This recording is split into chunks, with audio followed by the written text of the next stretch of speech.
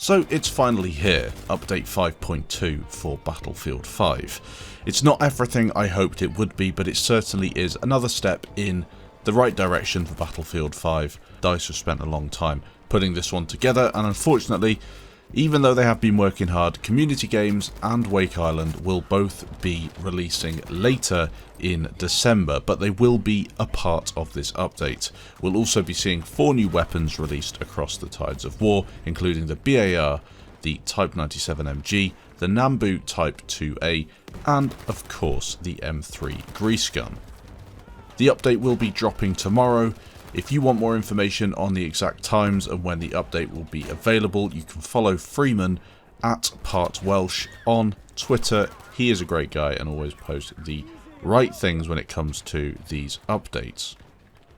So let's get through these patch notes, take a look at the important things that I think will really impact the game. Of course, the update being dropped tomorrow, the gameplay you're seeing in the background is from the current day. This update is probably going to change a few things, so don't be surprised if what I'm saying and what you're seeing on screen doesn't line up exactly. The main thing that you'll be interested in is that rebalance of the weapons across Battlefield 5, and of course DICE are bringing a rebalance that will change a lot of things, focusing on the damage that weapons do outside of their designed ranges. This is an interesting change, one that has brought a lot of speculation and controversy within the community, so we can only really play the game before making these opinions and seeing if people were right or if they were wrong. So before we get into that TTK change, as many people are calling it, let's take a look at some of the more important changes to the game. First of all, you will notice an adjustment to the hit marker kill and headshot kill sounds. This is a nice update in my opinion, as Battlefield 1 did it really well, lots of people enjoyed it, and it's a simple thing to have in the game. Why not put it back? Another really important fix for those people that play on the Pacific, the Flamethrowers will now do far better damage within the caves. They never used to do direct damage and would only deal light splash damage. I'm not sure why that was, but now the Flamethrower is a useful piece of kit inside the caves on Iwo Jima. They've also fixed a similar issue where the Flamethrower could deal direct hit damage to targets who are directly pressed against the other side of a wall. Again, a weird bug, but DICE have ironed that one out.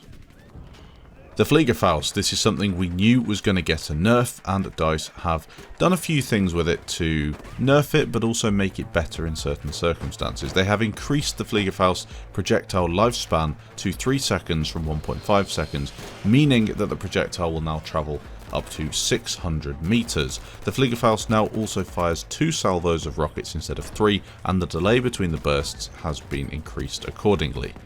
This means that if you're flying in an aeroplane near a Fliegerfaust, the guy operating it will need to be a bit more accurate, but they can still deal a lot of damage. They've also reduced how close to the aeroplane a Fliegerfaust projectile needs to be in order to detonate.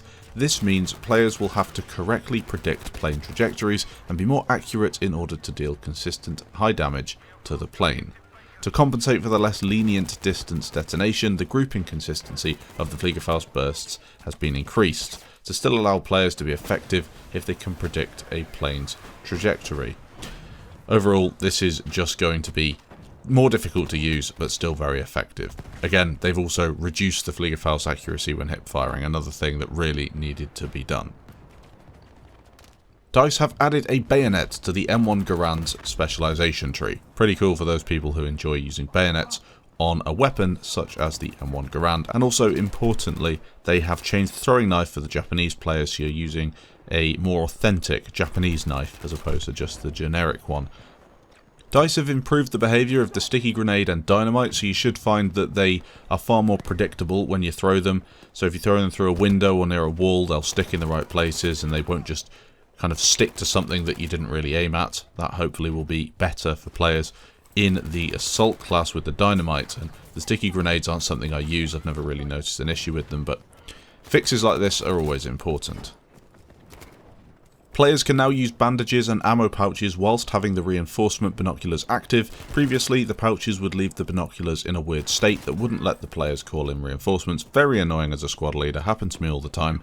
That's been fixed, which is a nice one.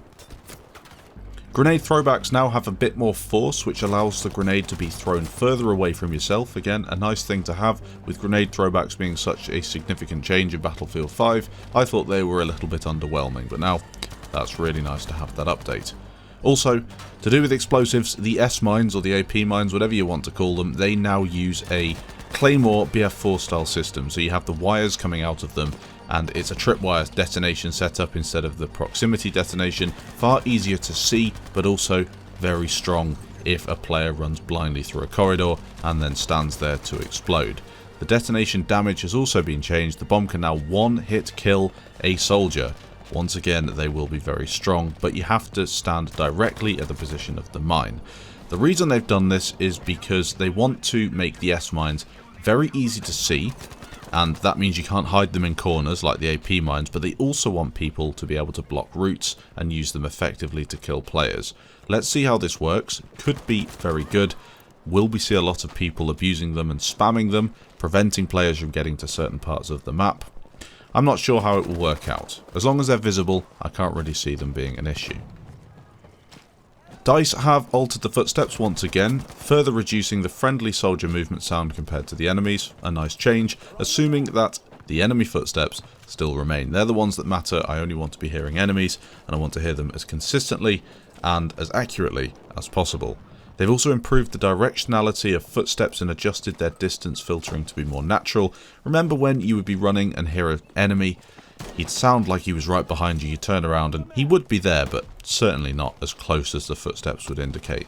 This might just assist you being a little bit more accurate with the distance of enemies. There are a few more changes that I haven't gone through. Again, the patch notes as always are linked in the description, but now onto the important stuff. It's the balance changes for the weapons. Just a thing to note, bolt-action carbines, sniper rifles and anti-material rifles have not been adjusted as part of this update. These have been addressed earlier in the year across previous updates, so they'll adjust these as time goes on. I was under the impression that a few things wouldn't be changed with this update. I was hoping it was going to be assault rifles or SMGs because people don't really want this change, but whatever, let's see what we've got. So, SMGs, they will primarily receive heavy damage reduction at long range. Close range damage is only reduced on some very fast firing SMGs. This strengthens their general role as close range weapons. Some SMGs have seen revisions to their existing damage model in a way that allows them to favour long range damage over close range performance, giving medics more tools for ranged engagement. Essentially, if we just break this down simply, DICE, I think, are trying to go for a more Battlefield 1 style, where you have weapons that are very good in close range, but then are very poor at that medium to longer range, so you have to be careful with which weapon you pick. How they're doing this though, I'm not too sure if it's correct, because you're going to have up to a 13 bullet to kill with some SMGs, which is absolutely insane, and considering some of their maps and the map design, this just will not work in my opinion. There we go, I've said it. I'll have to actually play the game first to see if it is an acceptable change, but for me some weapons are just not going to be usable at all, and it's going to create a really toxic meta, I think, in the game. So, for example, Suomi, Tommy Gun, MP28, ZK383, when they've got the rate of fire specialization, damage is a 5 to 13 bullet to kill, the effective range is within 15 meters. You'll get more ammo across the board, which is good, but you're going to have a massive drop off. And if you're using a high rate of fire weapon, you've got to be in CQB. If you're looking at the other SMGs that are maybe not the high rate of fire, you're going to have an effective range of up to 20 meters, a bullet to kill up to 12, not 13, and for most of them it'll be up to 11, so you're still looking at 11 bullets to kill at certain ranges, which is really, really quite significant. When it gets to the ARs and a couple of SMGs, the MP34 and the MAB, damage is going to be a 5 to 8 bullet to kill, effective range within 10 and 30 meters. Again, this is going to mean that the MAB would be better at that slightly longer range, whilst the Suomi is going to be for very close range. Sounds good. It does sound like it will give more weapons a different niche, but will it actually work? I didn't really feel there's anything wrong with the time to kill or the weapon balance before this. With the assault rifles, DICE are looking to change both the minimum and maximum damage equally, reducing close range performance more than long range performance when compared to SMGs. This means that we're going to see a assault class that is not so great in CQB, bar the M1907SF that DICE have decided to treat like an SMG, giving you an extra option in that assault class. But the assault rifles are going to be for medium range, really. Effective range 10 to 30 meters. We're going to be seeing a 6 to 9 bullet to kill, 5 to 8 bullet to kill, somewhere around there. It means that if you're within 30 meters, kind of at that 20-30 meter range, the assault rifles are the way to go. Maybe we'll see people move back towards those. With the LMGs, again, they are doing a minimum and maximum damage change, equally reducing close range performance more than long range performance when compared to SMGs, except for the FG42 and LS26. They're going to be very good close range weapons. Again, they won't be good at medium or long range, but they'll be very good in CQB. An example for you, the KE7, the Bren gun, the Lewis gun, a 5 to 8 bullet to kill, effective range 10 to 30 meters. Again, LMGs with a low to medium rate of fire will be decent at medium range, but nothing past that. MMGs, here we go. This is what people were waiting for. Well, we're going to be seeing a 5 to 13 bullet to kill with the MG42 and VGO, an effective range of 0 to 20 meters, meaning they are great at quite a significant range. CQB, they'll be great. If you can go prone fast enough, they'll be great. But they do have a fast drop-off past that. I think that MMGs are still going to be very effective, and you might see more people using them in the hip-fire scenarios where you can slide, crouch, and hip-fire and still do significant damage to players with that 1200 RPM. Now for some of my favourite weapons in the game. I think this is where the sweet spot's going to be for a lot of people. Semi-auto rifles. DICE have changed rifles individually. The M1A1 carbine, a 4 to 6 bullet to kill. Effective range 10 to 50 meters. That's a big span of range. Good magazine capacity, fast reload, high rate of fire, low recoil. This thing will dominate in the assault class. AG42, a 4 bullet to kill, an effective range past 15 meters. Gewehr 1.5, a 3 to 6 bullet to kill, 0 to 30 meter effective range. This is just great for anyone who uses a semi-auto, in my opinion, if you're looking to sit off flag a little bit, sit back from enemies, and just farm them up. I think that's really a sweet spot for anyone who is using one of these weapons. With shotguns, DICE have reduced the one-hit kill range for all ammo types around 2 meters less. This is good, but in CQB these things are still going to be incredibly strong. The 12G automatic is still going to be a fast-firing semi-auto shotgun with a low effective range, but within 8-10 meters, you're going to be one-hitting people as usual. Some important changes for soldiers. Players getting killed within 5 seconds of being revived are now no longer unrevivable. Important, really, because you can kind of keep those revive chains going, which people really enjoyed in BF3. Definitely useful if you get unluckily killed as you are revived. DICE have also made a general improvement for melee takedown consistency. This is great. Melee in BF5 is neither here nor there for me. They've also improved the melee takedown to better trigger from behind. With vehicles, we have seen a lot of changes. Now, this is something that I'm not going to get into now because I do want to make a dedicated video on the tanks and how they have changed. I'll say that there are a few changes with the planes, the tanks, in terms of little animations that weren't working properly. Some things with the new weapons on the Pacific, or the new tanks on the Pacific, where they wouldn't work properly and different rockets and things weren't working properly. That you can read down below if you want to take a look at it.